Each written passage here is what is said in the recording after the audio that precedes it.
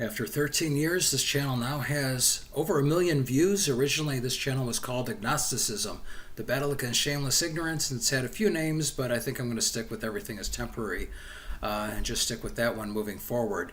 So over 1 million views, and thank you so much. And let's look at the top 10 videos of this channel. So we start with number 1.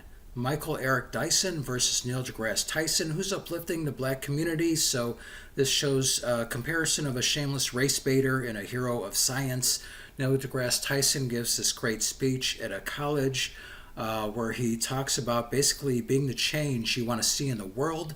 Obviously, when Neil deGrasse Tyson, well known in the scientific community, and someone who's become synonymous with genius, like the way Einstein was.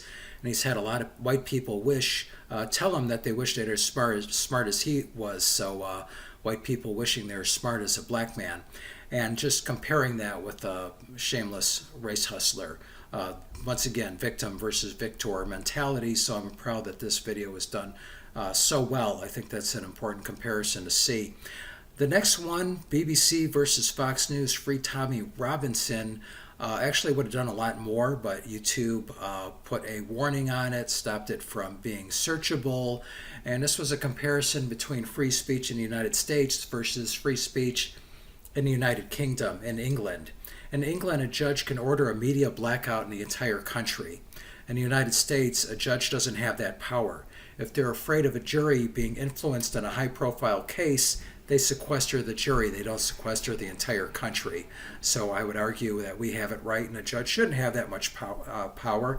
But this is a good academic discussion, and to understand the rules are different in different countries, and have arguments, for which method is the best.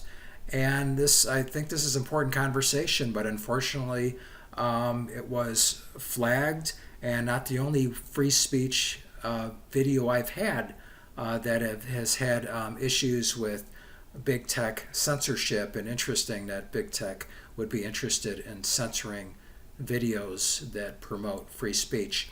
All right, the next one, Penn Jillette's big FU to Ecuador's Got Talent judges in the 2016 Reason Rally, which is held in Washington, D.C.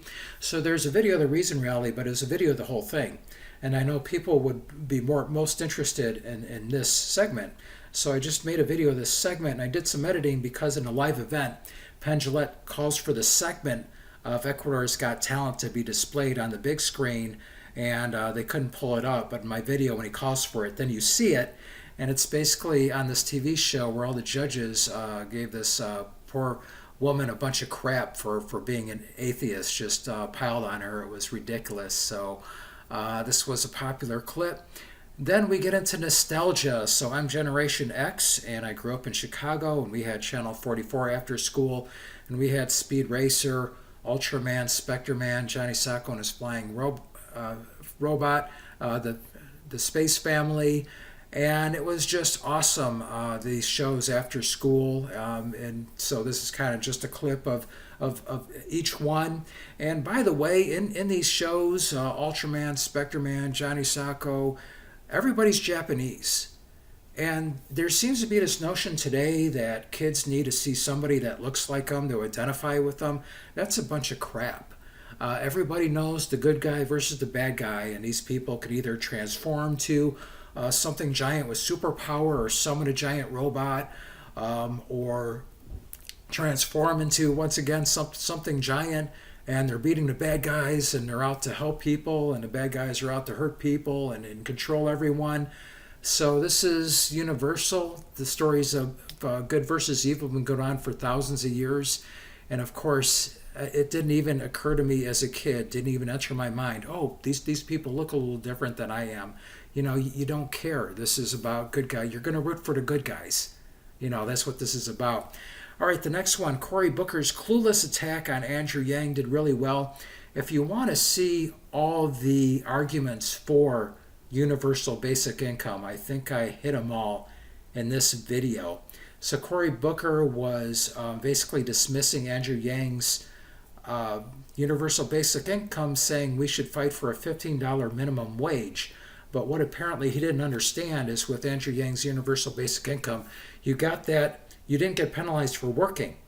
If you're working, you still got your universal basic income. So somebody making $10 an hour would be equivalent to $16 an hour, I think even a little over with Andrew Yang's $1,000 a month. And people who were still doing good for society but didn't have a job, like say people caring for their elderly parents or stay-at-home moms, they would also have a value and have some income as well. And obviously with a job with $15 minimum wage, what if you lose your job? What if you're on unemployment and it's been over 6 months and unemployment runs out? So what about then? But anyway, before going through them all, that's basically what that video was about.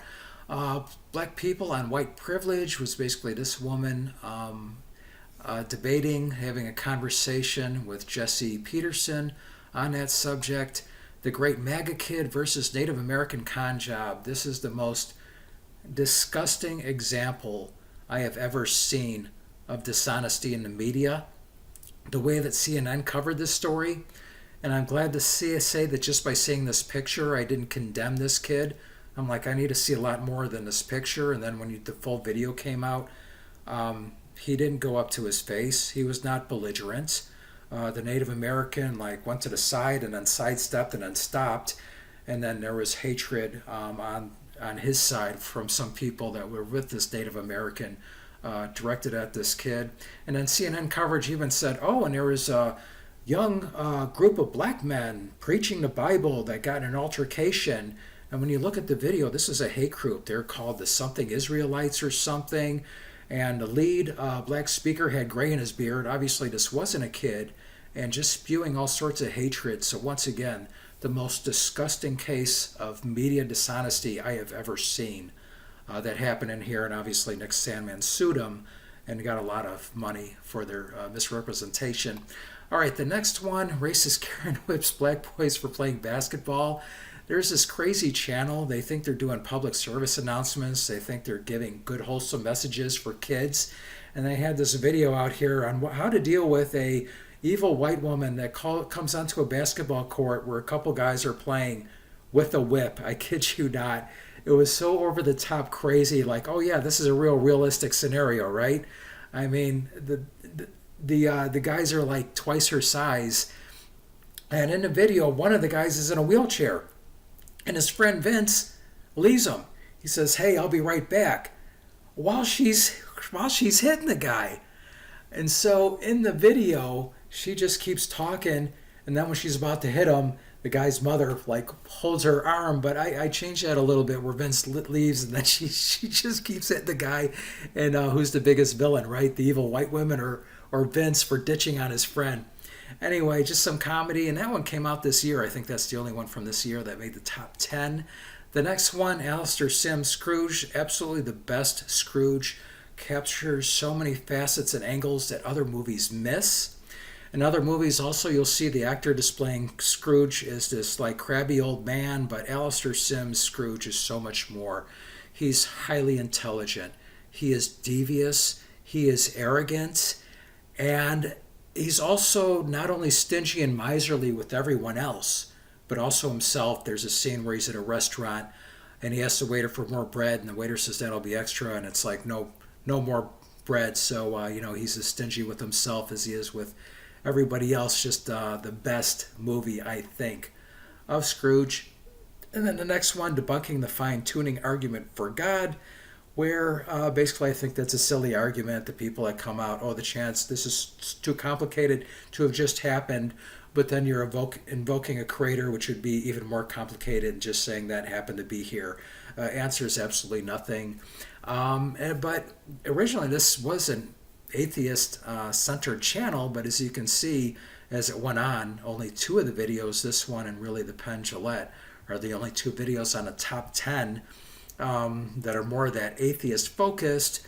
And atheism is, along with everything else, just in the last 7 years or so, just became so political, and that's what kind of drives YouTube videos now quite a bit. But anyway, that is the first million. Hopefully there'll be a next one, but for me. This is just a hobby. I don't need the money, thank goodness. Estimated revenue $65 over 13 years. Wouldn't be good if I was dependent on that. But hey, hopefully there'll be another million. Hopefully it won't take 13 years, but who knows. The videos are hit or miss. Most of them don't do much, but occasionally some take off, and you just keep throwing them out there, see what happens. But once again, just a hobby. And thanks for watching. Until next time. Cisco, do we have to leave all our good friends now?